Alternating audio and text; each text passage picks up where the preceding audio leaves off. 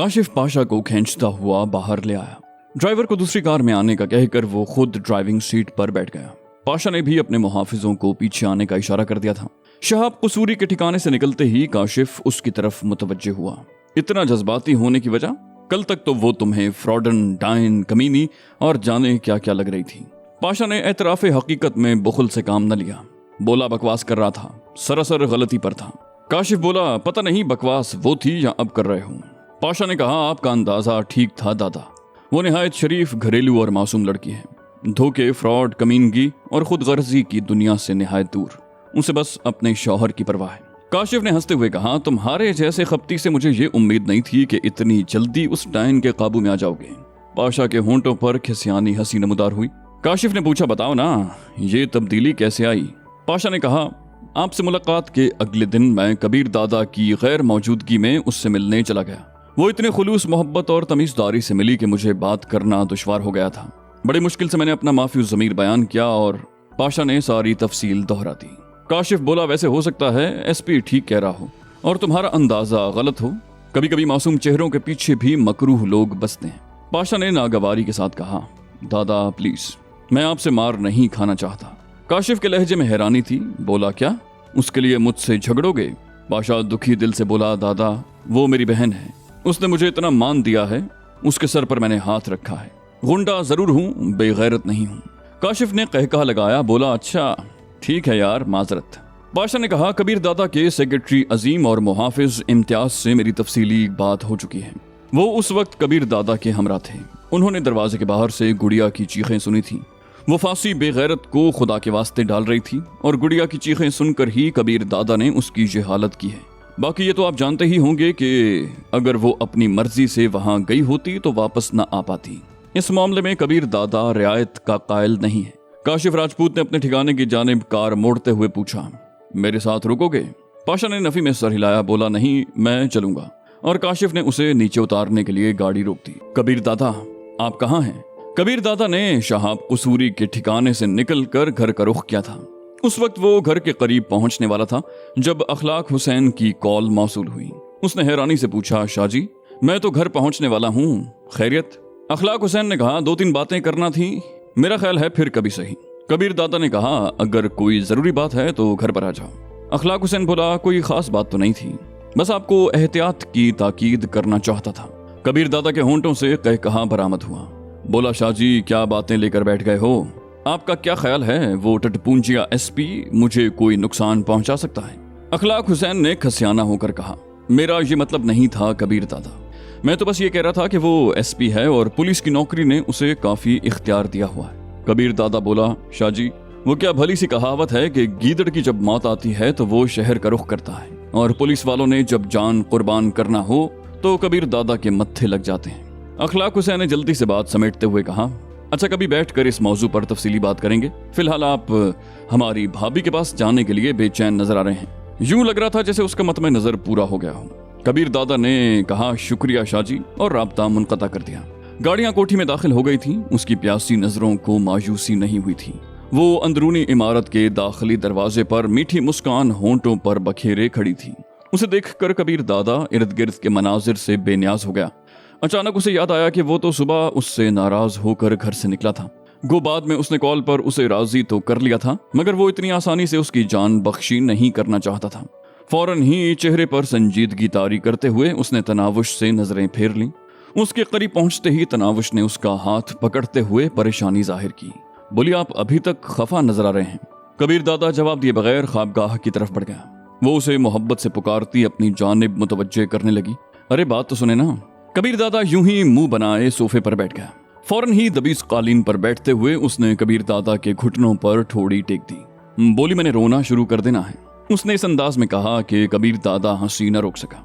वो खुश होते हुए बोली पता भी है आप हंसते हुए कितने अच्छे लगते हैं। कबीर बोला अच्छा जल्दी से तैयार हो जाओ, शॉपिंग के लिए चलते हैं। वो खिल उठी। सच? मैंने लिस्ट भी बना ली है। उसने मेज पर पड़ी किताब से एक कागज निकालकर कबीर दादा की आंखों के सामने लहराया। कागज उसके हाथ से लेकर वो मुंदरिजात पर नजरें दौड़ाने लगा। छोटी छोटी ख्वाहिशात की तवील फहरिस्त ने कबीर दादा को दुखी कर दिया। उसे अफसोस होने लगा कि उसने पहले दिन ही तनावुश से क्यों ना पूछा। उसने मुंह बनाते हुए कहा बस इतना थोड़ा सा सामान। 4-5 घंटों में बस यही चंद चीजें याद की हैं। तनावुश ने मुंह बसोरा बोली, आप मेरा मजाक उड़ा रहे हैं? वो वारफ्तगी से बोला, अपनी गुड़िया की कसम, संजीदा हूं।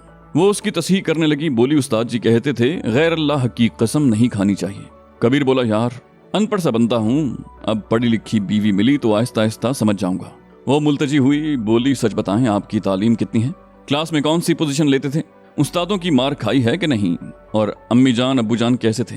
मुझे सब बताएं ना कबीर प्लीज। वो इत्मीनान से बोला, ठीक है, शॉपिंग पर नहीं जाते, बातें करते हैं। तनावुश फौरन खड़ी हो गई, मैं 2 मिनट में तैयार होकर आती हूँ। उसकी तेजी देखते हुए कबीर दादा हंस दिया, बोला, अच्छा वही कॉलेज वाले कपड़े पहनने हैं? उसने कोई जवाब न दिया था, लेकिन जब बाहर निकली तो कॉलेज के ही कपड़ों में थी। उसके कपड़े तब्दील करने के दौरान वो अजीम को जरूरी हिदायत दे चुका था। जब वो तनावुश के साथ बाहर निकला तो उसकी कार तैयार खड़ी थी। अजीम को उसने बता दिया था कि वो खुद ड्राइव करेगा, इसलिए अजीम ड्राइवर की जानिब वाला दरवाजा खोले खड़ा था। कबीर दादा ने खुद तनावुश के लिए दरवाजा खोला और उसके बैठते ही दूसरी जानिब से घूमकर ड्राइविंग सीट पर बैठ गया। उसके कहने पर अजीम ने मुहाफिजों की एक ही जीप तैयार की थी। कार के आगे बढ़ते ही जीप उसके पीछे चल पड़ी। इम्तियाज बख्श को मुखातिब हुआ, कहा था ना ये नमाज़न कबीर दादा को कहीं का नहीं छोड़ेगी। देख लो किस तरह नाज नखरे उठा रहा है। दरवाजा सिर्फ खोला नहीं, बंद भी किया है। बख्श ने कहा, ये तो बीवी का हक बनता है कि उसे इज्जत दी जाए, आखिर वो भी तो कबीर दादा की खिदमत करती होगी। इम्तियाज साफ गोई से बोला, हमसे तो जन मुरीदी नहीं होती भाई।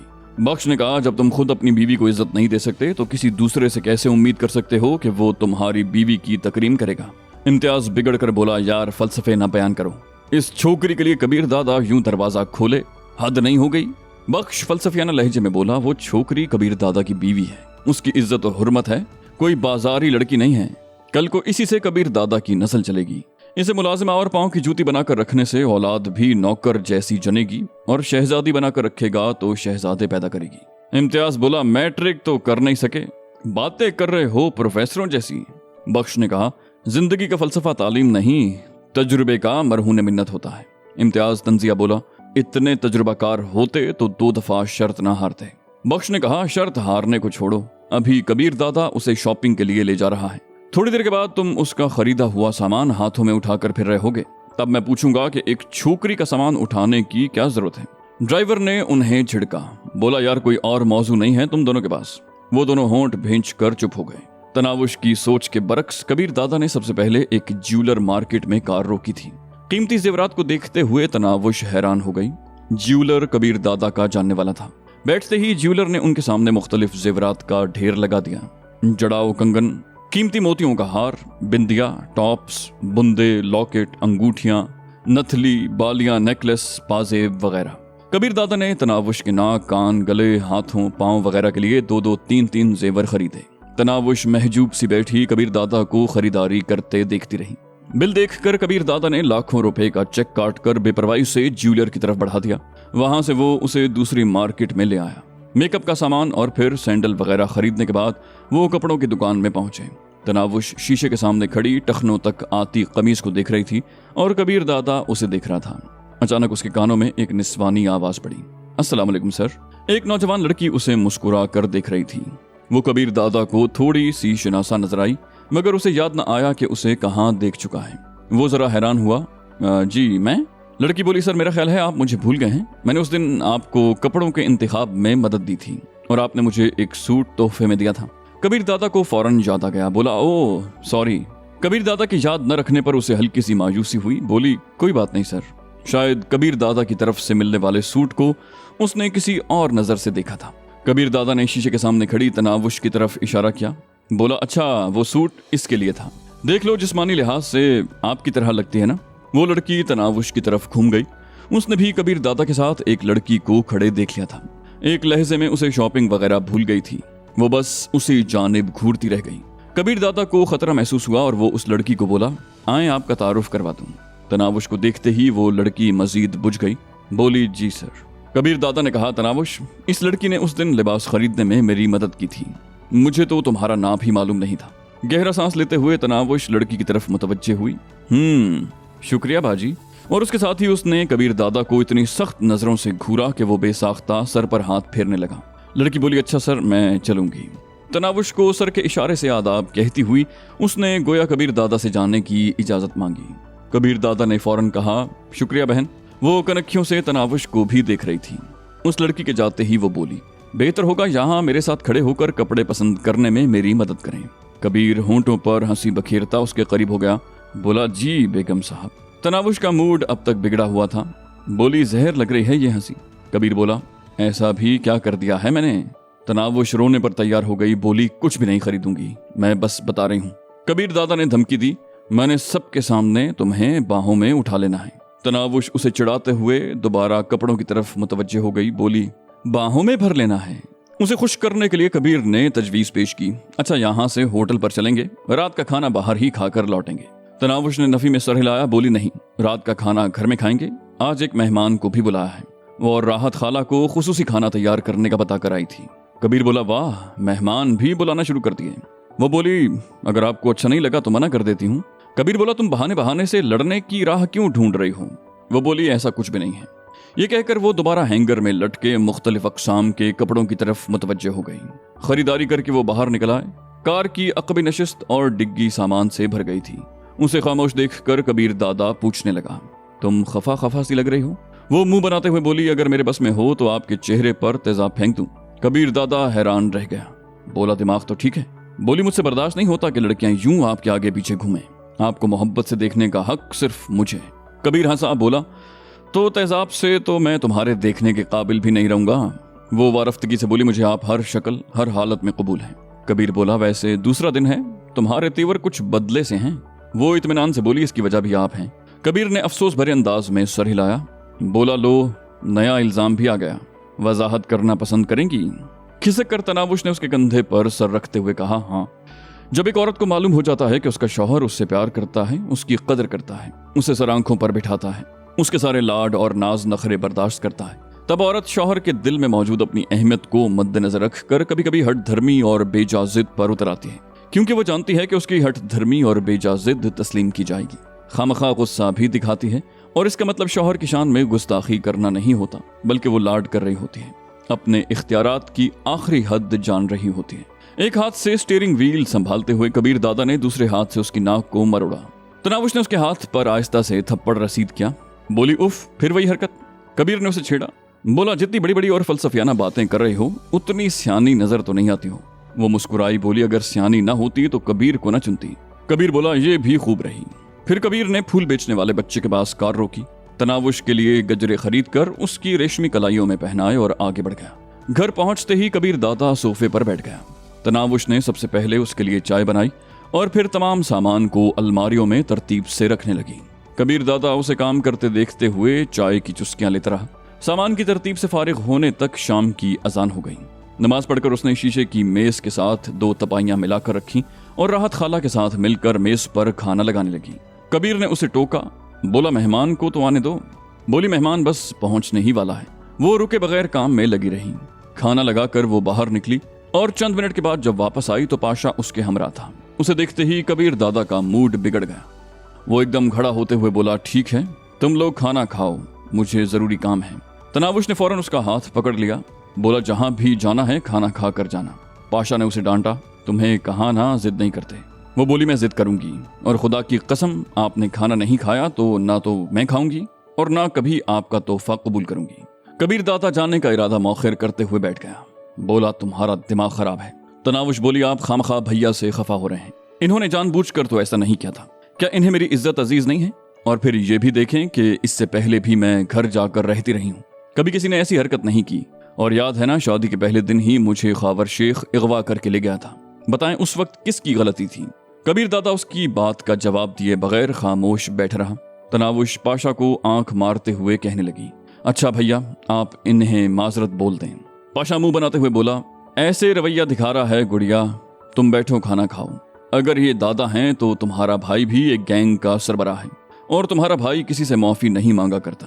कबीर दादा एकदम उठा और उसकी तरफ बढ़ा। तेरी तो। पाशा ने फौरन कान पकड़ लिए। बोला, माफी माफी, माजरत, गलती हो गई दादा, प्लीज अब मेरी छोटी बहन के सामने तो कुछ न कहें। उसका अंदाज देखते हुए तनावुश खिलखिलाकर हंस पड़ी। कबीर के होंठों पर भी खिसियानी मुस्कुराहट आ गई। बोला, बड़े ठीठ हो। ये कहकर वो बैठ गया। पाशा तनावुश की तरफ मुतवज्जे हुआ। बोला, देखा, तुम्हें कहा था ना, ऊपर ऊपर से रवैया दिखा रहे हैं। तनावुश कबीर के पहलू में बैठ गई। बोली भैया अब बैठ जाएं। खाने के बाद वो सब चाय पी रहे थे जब इंटरकॉम की घंटी बजी। पास पड़े फोन का स्पीकर पाशा ने ऑन कर दिया। अजीम बात कर रहा था। वो साहिल वाले अड्डे पर किसी मसले की बाबत बता रहा था जिसके हल के लिए कबीर दादा का थोड़ी देर के लिए जाना जरूरी था। बात खत्म होते ही कबीर दादा पाशा को मुखातिब हुआ। यार मेरा ख्याल है तुम जाकर देख लो। पाशा से पहले तनावुश नफी में सर हिलाते हुए बोली, भैया नहीं, आप खुद जाएं और जल्दी लौटना। कबीर दादा के चेहरे पर तो जैसे किसी ने थप्पड़ मार दिया हो। बड़ी मुश्किल से उसने अपना गुस्सा काबू किया।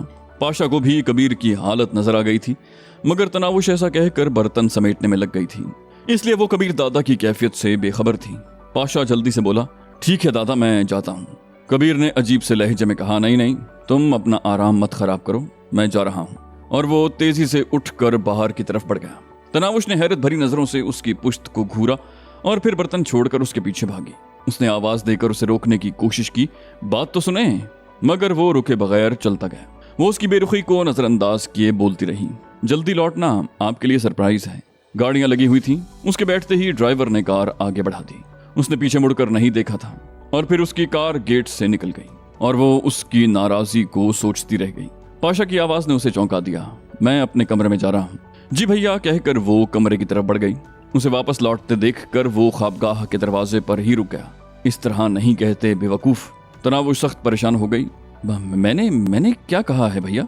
कबीर दादा की बेरुखी वो सह नहीं पा रही थी। न तो उसने तनावुश को दुआ पढ़ने का मौका दिया था और न उसकी किसी बात का जवाब। पाशा ने कहा, जब वो मुझे भेज रहे थे तो तुम्हें अपने भैया के आराम की इतनी भी फिक्र नहीं होनी चाहिए थी। और अब रोने ना बैठ जाना, आ जाएंगे थोड़ी देर तक। वो उसके सर पर हल्की सी चपत मारता हुआ सीढ़ियों की तरफ बढ़ गया।